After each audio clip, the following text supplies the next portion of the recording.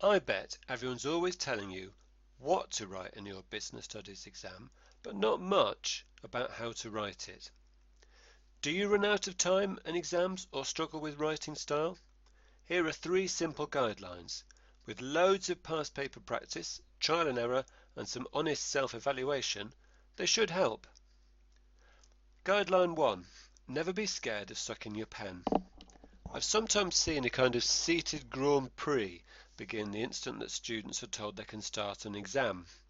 Pens are a blur of incredible speed.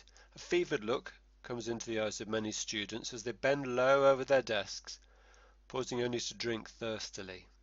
Meanwhile, some of the smart students are lagging behind.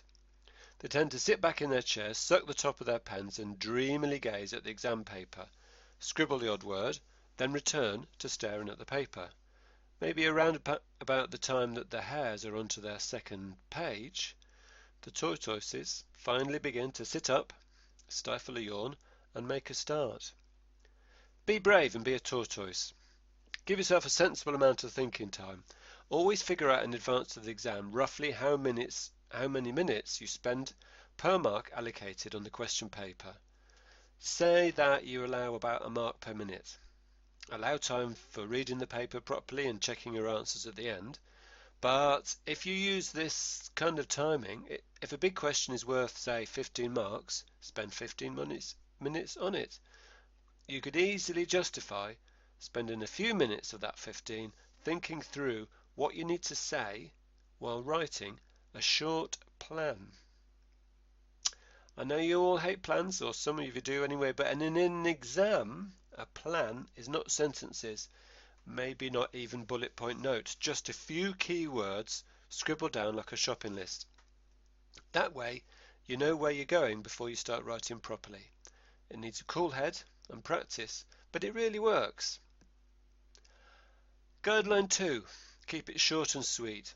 Examiners love students who express themselves in bite-sized steps. Always prefer 2 short sentences to 1 long one. Look at this example. On the one hand, this student has clearly understood that factoring is one way of improving cash flow. He or she deserves some marks. But how could this sentence be improved? Well, for instance, the words cash flow problem tell us that there is a problem, so why waste precious time saying their business is not doing as well as intended in the same sentence? Keep that up throughout the exam and you've wasted loads of valuable time.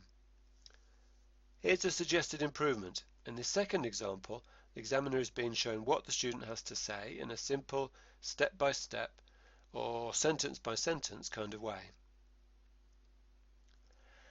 If you groped around in the darkest corners of your mind and really cannot think of anything relevant to add to your answer, use any spare time for refining and developing the answer to another question where you do feel confident.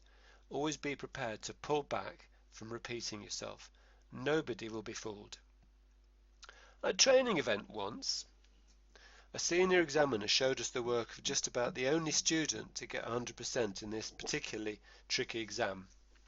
He'd actually written an incredibly short answer, way shorter than a typical answer for the same paper. However, the student produced such a clever response that it was perfectly obvious that he really knew his stuff. Whereas other people had rambled around everywhere, this student basically just thumped each nail right on the head with a few smart taps. To show this sort of ability in an exam is much more about having coolly figured out a good technique for answering questions and problem solving, rather than being any kind of genius. Honest. Guideline 3. No need to be clever. Another sort of waffle comes from an attempt to use what I call textbook writer speak. Some students feel they need to use it. Well, maybe they don't. Look at this example answer. Really, this only says that there are various theories of motivation. The appropriate use of business terms, especially those terms that are on the relevant spec, is always a good idea, of course, obviously, but try to write in a simple and economical way. Don't worry, Nobody expects you to write like a 60-year-old university professor, and you'll almost certainly get in a tangle if you do.